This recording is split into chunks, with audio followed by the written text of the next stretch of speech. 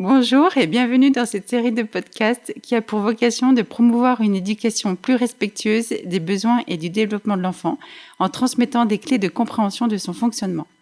Je suis Magali Delarche, consultante en éducation et formatrice dans le domaine de la petite enfance. Au cours de mes années passées en tant que professionnelle petite enfance, je m'émerveillais quotidiennement des capacités innées du tout petit. Je me suis alors aperçue que nous, adultes, méconnaissions le monde de l'enfance et que de ce fait, les relations adulte-enfant pourraient être plus harmonieuses, plus apaisées dans nombre de situations. Les recherches en neurosciences affectives et sociales m'ont confirmé cet éclairage et ont été dès lors l'une des bases de ma pédagogie. Les recherches en biologie, en neurosciences et même en anthropologie permettent de mieux comprendre ce qu'est l'hypersensibilité. Et c'est sans doute la raison pour laquelle ce terme est nettement plus présent dans notre vocabulaire aujourd'hui. Même si l'hypersensibilité, en tant que telle, a de tout temps existé.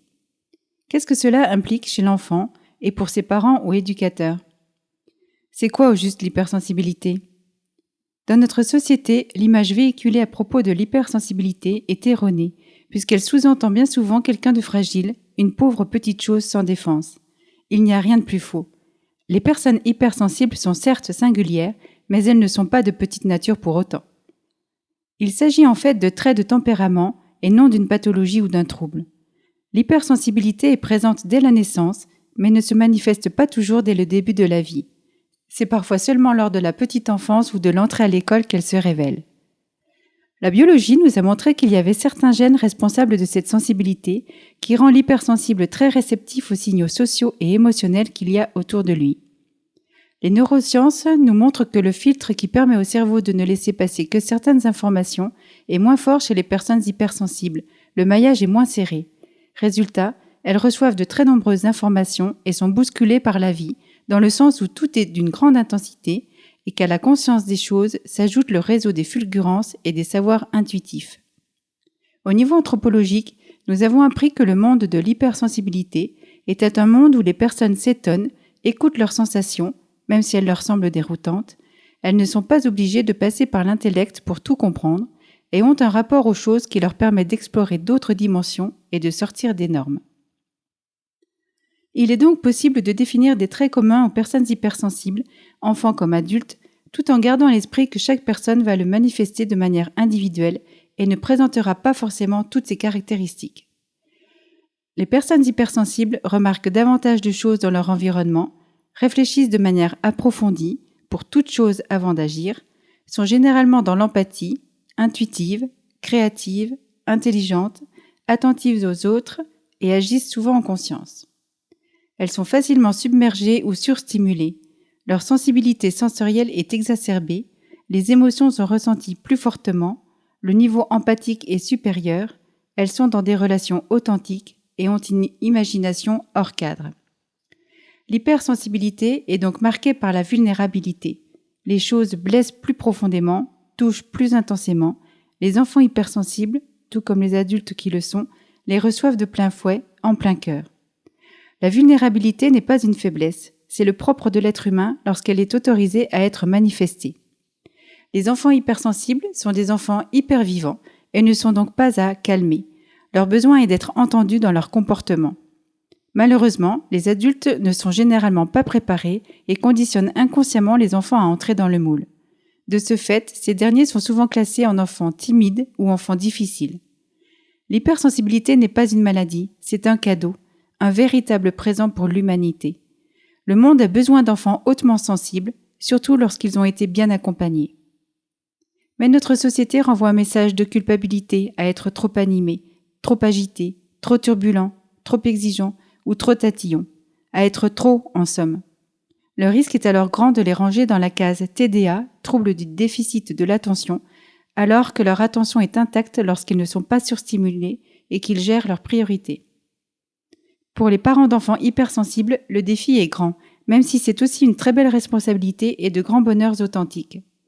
L'adulte doit ouvrir l'espace de dialogue entre lui et l'enfant hypersensible pour qu'il puisse être écouté sans jugement. Parallèlement, il y a lieu de soutenir l'enfant dans sa différence, d'autant qu'il est généralement en souffrance avec la norme des écoles dans laquelle l'hypersensibilité n'est pas acceptée ni reconnue. Par ses comportements, l'enfant semble gêner l'enseignant, voire la classe. Néanmoins, on ne peut pas éviter qu'ils soient heurtés par le réel, notamment le système scolaire et les autres. Mais cela fait une nette différence lorsque ses parents le soutiennent et l'accompagnent dans sa capacité à se déployer. D'autant que la plupart du temps, l'enfant hypersensible n'arrive pas à se raisonner et subit ses états émotionnels. Notre accompagnement doit faire l'objet d'une compréhension fine, car l'enfant hypersensible a une extrême sensibilité à de nombreux éléments de tous ordres. Par conséquent, il a besoin de davantage de soutien, d'être rassuré encore et encore, d'évoluer dans un environnement toujours plus réconfortant et avec plus de chaleur et de sécurité qu'un autre enfant. Il a besoin d'être écouté, entendu, compris dans ce qu'il vit. Cela peut sembler trop pour les parents, voire épuisant, car il peut exister le sentiment que ça n'est jamais suffisant, qu'il en faut encore et toujours plus. Mais c'est crucial pour l'enfant hypersensible. Il n'y a qu'ainsi qu'il pourra intégrer ses ressentis. L'enfant hypersensible n'est pas fragile si sa singularité est reconnue. La sensibilité est souvent la dernière cause à laquelle penserait un adulte lorsqu'un enfant se met en crise de colère, paraît déprimé, semble agité, a soudain mal au ventre ou veut trop en faire. Les seules aides possibles dans l'éducation d'un enfant hypersensible sont des attitudes de bienveillance, d'attention et de chaleur, ce qui n'empêche pas de donner un cadre. Ce n'est pas parce qu'on va le rassurer et le prendre dans nos bras qu'il deviendra un enfant fragile, faible ou capricieux. Plus on donne une sécurité affective à l'enfant, plus il peut se déployer, ce qui est vrai aussi pour tout enfant. Alors oui, cela demande beaucoup à l'adulte qui fait face à un enfant hypersensible, car tout semble exagéré, car ces questions peuvent être incessantes, parce que sa façon de gérer la surstimulation peut être totalement déconcertante, parce qu'il se fait sans cesse remarquer sans pour autant être insolent, parce qu'il a de réels besoins spécifiques, parce que ses émotions paraissent démesurées, et pour tout un tas d'autres raisons encore. Mais plutôt que de lui demander, voire de lui ordonner, de se calmer, l'inviter à aller explorer pleinement ses émotions lui permettra de mieux se comprendre, de ne pas se sentir en situation d'échec et de mieux s'apaiser. Et plus tard, une fois adulte, d'être riche de son hypersensibilité. Il y a en effet une différence entre l'action de calmer et celle d'apaiser. Fabrice Midal propose de le faire sous forme de jeu, par exemple en lui demandant ce qu'il sent. « Qu'est-ce que tu ressens maintenant ? Et si tu étais un animal, ce serait lequel ? Par exemple, en colère, ça pourrait être le lion. Et si tu voulais changer d'animal, tu prendrais lequel maintenant ? Lorsque l'enfant hypersensible est en colère, si on lui dit « calme-toi maintenant », c'est une double punition puisqu'il sent déjà que c'est insupportable cette colère qu'il ressent en lui, et en plus, il est dans l'incapacité totale de se calmer puisqu'il est dans cette hypersensibilité. Il faut également savoir que parfois, il y a des situations où l'enfant hypersensible va souffrir par procuration, c'est-à-dire qu'il va ressentir les émotions des autres, d'autant plus facilement qu'il sera attaché à ces personnes. Pour se ressourcer pleinement, il a besoin d'un espace de rencontre, avec une véritable écoute et une sécurité totale, et de beaucoup de câlins vrais, c'est-à-dire en conscience. Parallèlement à tout ça, il faut être vigilant de ne pas l'enfermer non plus dans la case d'hypersensible, parce qu'il aura alors une pression supplémentaire. Cette étiquette ne doit pas le stigmatiser. C'est une carte, un guide, un mode d'emploi qui permet de mieux connaître son fonctionnement, mais ça ne doit pas l'emprisonner. D'autant que les enfants hypersensibles ont eux aussi leur propre personnalité et le fonctionnement de deux hypersensibles peut grandement différer. Selon le docteur Hélène Aron, psychothérapeute spécialisée dans l'hypersensibilité, si les parents et les enseignants aidaient les enfants hypersensibles à se valoriser, à développer leur point de vue et à trouver des manières de communiquer efficacement avec les personnes qui ne sont pas hypersensibles et qui font partie de leur environnement, cela suffirait à améliorer notablement la vie sur Terre. Parce que c'est l'enfance qui construit l'être humain, pensons autrement pour faire autrement et créons ensemble une société de demain bienveillante, plus respectueuse de soi, des autres et de la nature.